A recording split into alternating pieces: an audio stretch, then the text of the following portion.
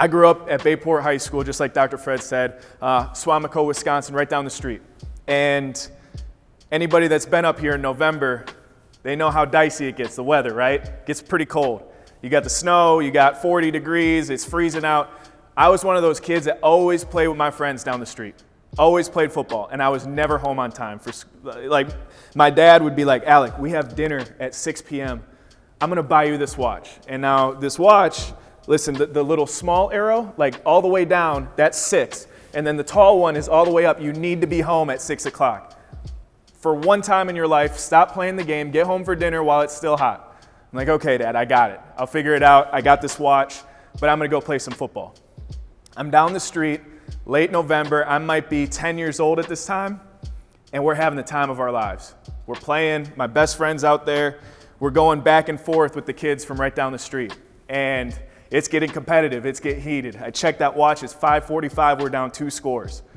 Like, okay, this is basically the fourth quarter. We need a massive comeback. Let's dial in, buddy. Let's go. Come on, Brady. Let's go. Let's play some ball. I end up hitting him for a touchdown over the shoulder. We're down to 1 score. I get an interception. We pick 6. It's a tie game. I check my watch, and it's 6 o'clock. So now I'm put into a circumstance. I have a decision to make. Do I book it? I'm already late. I'm not going to make it by 6. But do I book it up the hill trying to get home, or do I finish this game? 10-year-old Alec was like, let's play to win. Like it's overtime at this point. We end up scoring that last touchdown. We win, and I take off up the hill. It's 6:15. I'm running as fast as I can in November in Wisconsin, in Green Bay, and my lungs are burning. My legs are jello. I'm trying to sprint up this hill as fast as I can, make it home so that problem that's waiting for me inside that door at dinner time isn't going to be that bad. And I turn the corner. As soon as I get up that hill, I'm out of breath. My legs are on fire. And I see my dad at the front door, just waiting for me. He knew it was going to happen. He got me. I walk up to that front door, tail between my legs, and I'm worried about what the heck's about to happen to me. He says, son, do you want to go play catch in the front yard? I was like, what do you mean you want to? Like, yes. Like, I thought I was about to get yelled at. I thought I was going to be late for dinner. What's going on? Like, yeah, I'll play catch. We were just playing catch over there. My dad and I are throwing the ball in the front yard, just losing track of time, having the best time of my life. I'm excited. I think I got away with one. I'm excited. Like, this is the life. And then there was a moment where we're playing catch, and I could kind of feel this energy. Like, something was happening. Something was up. And I couldn't really figure out. I couldn't put my finger on it. I said, Dad, what's going on? I think it's like over behind me a little bit. Like, I don't know exactly what's going on. He said, come here, son. He puts me on the top of his shoulders. You know, if I get really quiet, and he reached up as high as he possibly could, we'd look over the tree line, and there were stadium lights. He said, son, that's the high school football team. They're playing a playoff game right down the street, 2 miles away. He said, those sounds that you're hearing, that energy you're feeling, it turned into shoulder pads cracking. It turned into fans cheering. It turned into passes, catches, touchdowns. And as a 10-year-old kid, I felt that energy from a couple miles away. And in that moment, I fell in love with the game of football.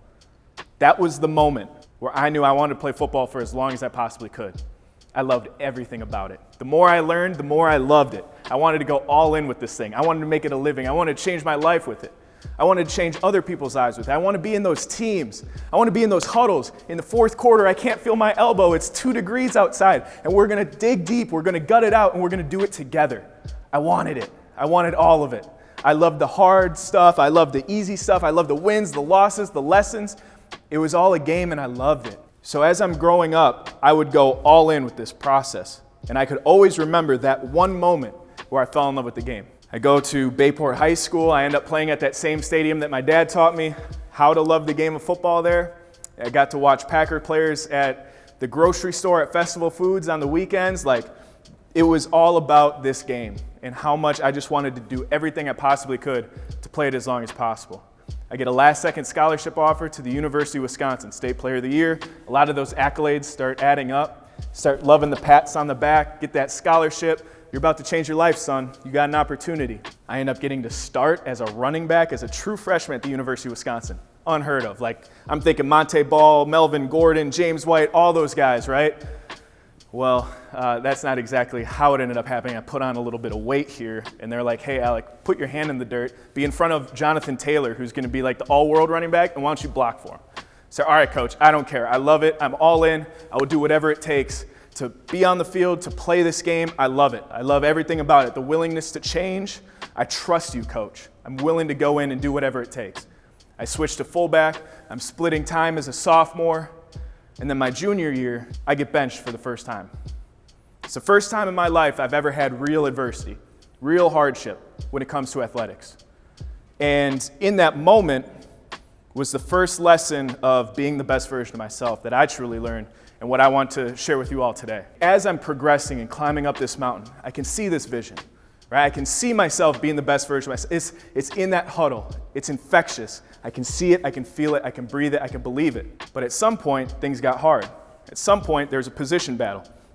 At some point, a decision was made that is out of my control, and I am no longer in control. I'm no longer on the field. I'm no longer doing what I love to do.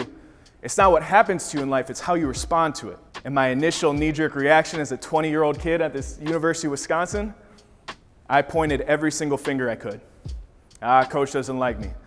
He's just playing the senior. That one rep, I don't really think that's true. TJ Watt, he just kind of like ran around the edge. I don't think he really makes that play. Yeah, he probably does. He probably does. But I was pointing fingers. I wasn't willing to be accountable. I wasn't willing to be taking that full ownership of all the wins and all the losses. And as I am diving into this rabbit hole of living from this outside in, this rat race of trying to blame everybody else, I stopped going to class. I stopped answering phone calls. All I could think of was football. I'm going to throw myself into this space and do everything I possibly can for as long as possible until I figure this out. That wasn't the answer. I end up sitting down with the FCA director. I'm a believer in Christ. He saved my life. And in this moment at FCA, he takes me aside. This man's name is Steve. He said, Alec, if you were to be the starting fullback right now, would you be ready? I said, yeah, Steve, I'd be ready. I've been practicing. I've been doing this my whole life. I'm going to make it to the NFL one day. This is the thing. This is the dream. I can do this. He said, okay, that was great. And I held up a mirror. He said, tell that to yourself. And I had to look myself in the eyes and say that I was ready to be the starter. I made eye contact with myself, and I knew immediately I wasn't ready for it. I wasn't ready for that accountability. I wasn't ready for the responsibility. I wasn't doing and preparing the way that I needed to be the best version of myself. So when Steve held that mirror up and had me look at myself, that was the first moment where I was like, man, I need to start living from the inside out, not the outside in. I need to start adding these values to life. I need to start making good decisions. I need to start going to class. I need to start remembering that little kid at 10 years old who fell in love with the game of football again. I needed to internalize that journey rather than pointing fingers and making excuses. So I took that mirror and I took that life lesson from Steve. Before we stood up after that meeting, he told me, I love you. This is a guy I've met twice, 3 times. Telling a guy that is a football player that probably, I'm thinking that he wants something from me. I'm kind of standoffish. He says, I love you. I don't care how many stats you put up. I don't care what the game situation is. I know your heart. I know where you're at. I love you. I care for you. I'll always be here for you. That's big. That's powerful. That's a leader. The vulnerableness of being able to be authentic, to trust somebody, to give without that intent to receive. And I didn't really understand why it hit me so deeply. Why is this man saying that he loves me, even though he's a stranger, he doesn't look like me, he doesn't talk like me? Why does it matter so much? So I started digging inside, figuring out how I can go inside out and solve these problems. And I realized that I was afraid of failure. I was afraid of falling short. Why? Because I'm adopted. There's a guy out there that looks like me, that talks like me, that I've never met before, that walked out on me and told me I was too big of a liability. I was too big of a problem. I wasn't worth it. I wasn't worth the struggle. I wasn't worth that chase. Man, that ate me up. Made me realize I am afraid of mirrors. I don't like looking at myself. I don't know visually what I'm supposed to look like when I'm 45 years old. I haven't seen it. I am afraid of falling short and failing. Not willing to do everything it takes and prepare as much as you can possibly prepare to be successful. Because if I truly try my hardest and I still fall short, I don't have anybody to blame but myself.